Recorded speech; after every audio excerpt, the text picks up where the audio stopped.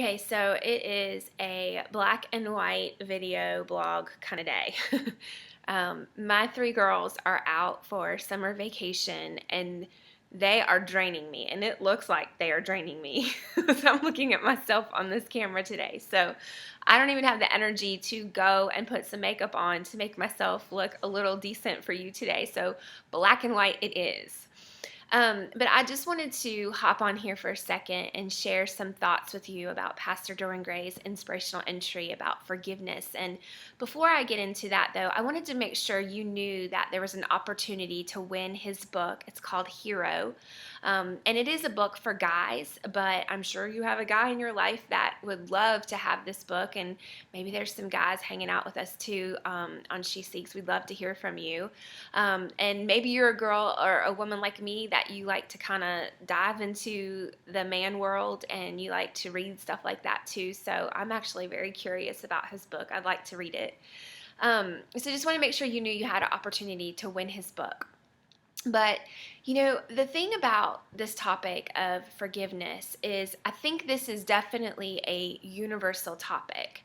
I realize the She Seeks audience is probably divided half and half on whether or not we have had a parent do something that has really caused us a lot of pain in life. Like, some of us grew up in great homes. We had a great childhood and, maybe a few bumps along the way, but nothing super major that we're still wrestling with as adults. But then there's others of us who have walked very painful roads when it comes to our parents.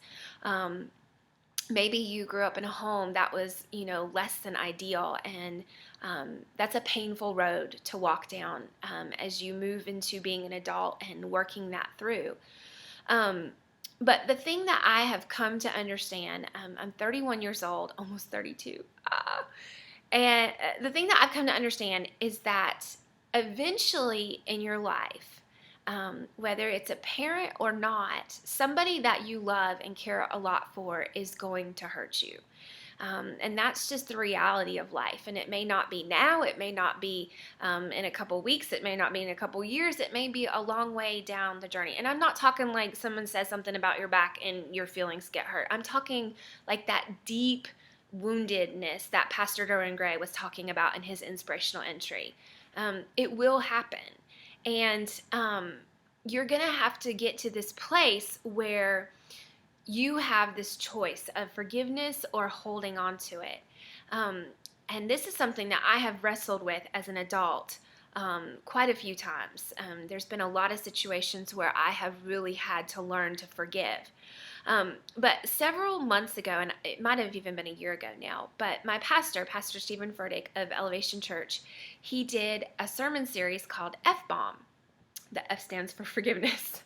But the whole series was about being able to drop these forgiveness bombs on people, because what he was describing is when we get to this place where we're choosing to not forgive somebody, we are the ones who are constantly replaying everything in our minds, everything in our hearts. We need to process things all the time with our friends. We need to rehash it. Maybe we need to get into arguments with the person again about it because we've gotten to this place where we're deeply wounded. And we think if we forgive them, then they just get off and they're free and they don't have to deal with any of the consequences from what they did. And that's a really hard misunderstanding for us to see that that's not the truth of what forgiveness is.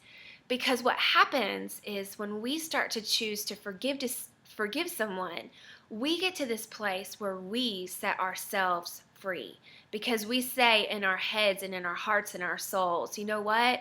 That was painful, that hurt, but I'm not going to keep playing this out in my head and in my mind, and I'm not going to keep hashing this out with people, and I'm just going to really start to move forward. That's what forgiveness is about. It's about moving forward. So I loved how Pastor Derwin Gray wrote a letter to his dad. I loved that. That was a really tangible thing that he could do, and he actually got a response back, which was really inspiring. So today, I just wanted to leave you with a challenge. If you are someone who is struggling with forgiving somebody, And I'm actually a person who's struggling with forgiveness in my life right now. There's somebody that I'm having a hard time releasing from something that happened.